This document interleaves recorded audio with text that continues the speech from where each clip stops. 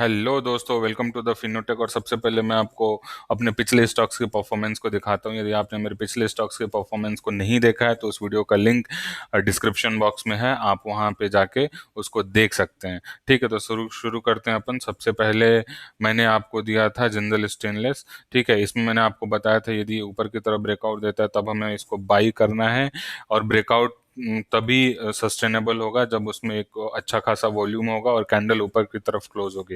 यदि आप इसको ध्यान से देखेंगे तो ये कैंडल ऊपर की तरफ नहीं क्लोज हुई और ऊपर यहाँ सस्टेन नहीं कर पाया और ये वापस सेम इसी रेंज में आके फंस गई। साथ साथ मैंने आपको ये भी बताया था कि यदि ये 12 बजे के बाद ये ब्रेकआउट देता है तो उसमें हो सकता है सबसे ज्यादा वो सस्टेनेबल हो, लेकिन ये ब्रेकआउट दिया 10:15 के आसपास और ये ब्रेकआउट कैंडल था। इसमें वॉल्यूम तो ठीक ठीक था, ठीक है, लेकिन ये सस्टेन नहीं कर पाया और मैं यहाँ पे बाई किया था और मेरा स्टॉप लॉस ट्रिगर हो गया।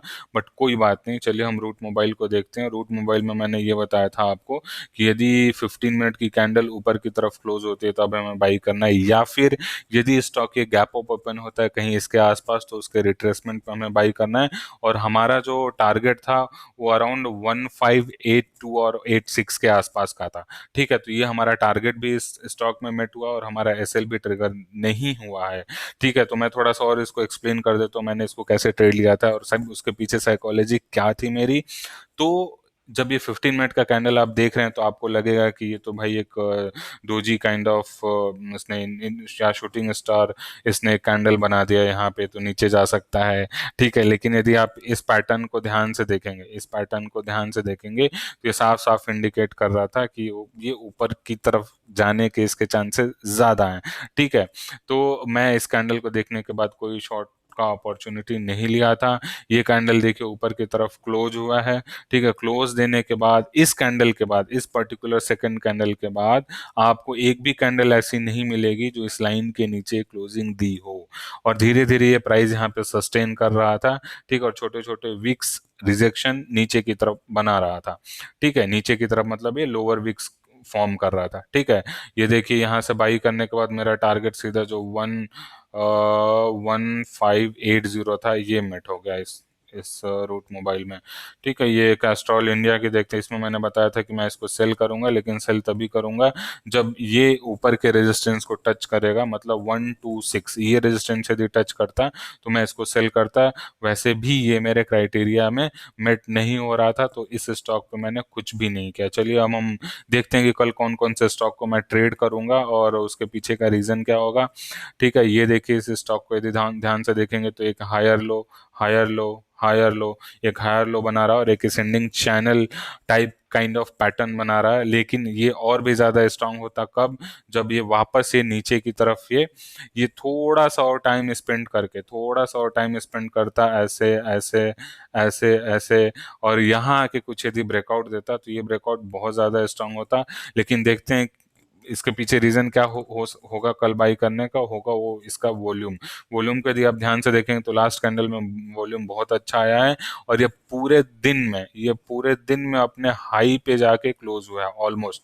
तो ये बहुत अच्छा खासा एक मायने रखता है कि पूरे दिन में नीचे ट्रेड करना और क्लोजिंग एक हाई पे देना, ये शो करता है कि यहाँ पे बायर जो है बुलिश है। ठीक है, तो यदि ये गैप अप ओपन होता है, रिट्रेस लेता है इस सपोर्ट तक, तो हम क्या करेंगे, 895 पे इसको बाई करेंगे। और इसका जो टारगेट होगा पहला वो 901 होगा और दूसरा जो टारगेट होगा 908। तो सबसे पहले दोस्तों हमें इसमें स्टॉप लॉस के बारे में भी सोचना है। तो मेरा जो स्टॉप लॉस होगा ये होगा 895 पे मैं बाई करूंगा, तो मैं अपना स्टॉप लॉस रखूंगा 890।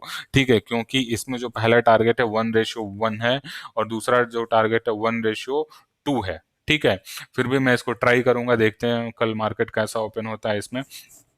ठीक है, डॉक्टर रेड्डी में देखेंगे तो आज ये एक अच्छा खासा एक रेंज बिल्डअप कर रहा है और ये रेंज यदि कल ब्रेकआउट देता है तो ही मैं इस पर्टिकुलर स्टॉक में ट्रेड लूंगा।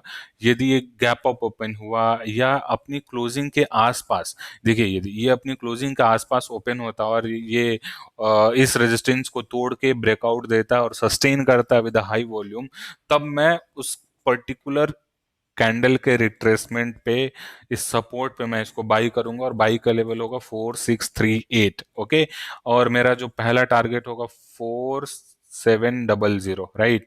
4700 का मेरा टारगेट होगा, 4638 का मेरा बाइंग प्राइस होगा। लेकिन ये तभी होगा जब ये स्टॉक इस रेजिस्टेंस को ब्रेकआउट देगा, ठीक है। तो ब्रेकआउट का पहले वेट करना है, आराम से पेशेंटली हमें वेट करना है, तभी हम इस स्टॉक में ट्रेड लेंगे। और ये जो जेएसडब्ल्यू स्टील है, सेम यहाँ पे भी यदि आप देखेंगे तो एक अच्छा खासा ये एक ट्रेंड फॉलो करते हुए ऊपर की तरफ आ रहा है। ये यहाँ पे भी इसने ट्रेंड फॉलो किया है, यहाँ पे भी फॉलो किया है। और यदि ये ब्रेकआउट देता है यहाँ पे, तो ये जो हमारा पहला टारगेट है 539,540 से 551 का, ये इजीली हमारा मेट हो सकता है। लेकिन याद रखिए, हो सकता है ये गैप अप ओपन भी हो। यदि ये 457 या 4554 के आसपास ओपन होता है, तो उसके रिट्रेसमेंट में हम इसको बाई नहीं करेंगे, क्योंकि हो सकता है कि उसके इतना गैप अप ओपन होने के बाद सेलर्स आ जाएं और इस पर्टिकुलर स्टॉक को सेल करना स्टार्ट कर दें, ठीक है। इसलिए हम इस पर्टिकुलर स्टॉक को हम बाई तभी करेंगे जब वो ब्रेकआउट देगा, ठीक है, विद द हाई वॉल्यूम। ये आप टीसीएस को देख लीजिए, टीसीएस में भी मैं बुलिश हूँ। और मैं इसको बाई करूंगा कब, जब ये 3264 के लेवल को जो है ये ब्रेक कर देगा, ठीक है। इस लेवल को ब्रेक करेगा तब मैं बाई करूंगा। हो सकता है गैप अप ओपन हो तो मैं उसके रिट्रेसमेंट पे बाई करूंगा, लेकिन ध्यान रखूंगा जब गैप अप ओपन होगा तो गैप अप ज्यादा नहीं होना चाहिए। जब ज्यादा गैप अप होगा तब आपको वेट करना पड़ेगा कि वीक्स, वो अपर साइड अपर वीक्स ना क्रिएट करे। अब देखिए, ध्यान दीजिए एक चीज और, यदि लेट सपोज मार्केट जो ओपन होता है 3280 पे ओपन होता है, ठीक है, और यहाँ से ओपन होकर डायरेक्टली हमारा टारगेट मेट कर जाता है 3301 का, तब मैं इसके रिट्रेसमेंट पे बिल्कुल ट्रेड नहीं लूंगा, ठीक है। ये मैं यदि यहाँ ओपन हुआ, यहाँ गया और यहाँ से वापस यहाँ आया, तब मैं इस ट्रेड में हाथ डालूंगा ही नहीं, नहीं मैं इस ट्रेड को लूंगा, ठीक है। ये ट्रेड मैं तभी लूंगा जब ये टीसीएस जो है 3278 के आसपास, 3273 के आसपास ओपन हो, और उसके रिट्रेसमेंट पे मैं बाई करूंगा। मेरा पहला जो टारगेट होगा 3300 का टारगेट होगा, 3300 का, ओके। और मेरा जो स्टॉप लॉस होगा 3262 से अराउंड सिर्फ और सिर्फ 15 पॉइंट्स का एसएल रखूंगा मैं। और मेरा जो टारगेट होगा अराउंड अराउंड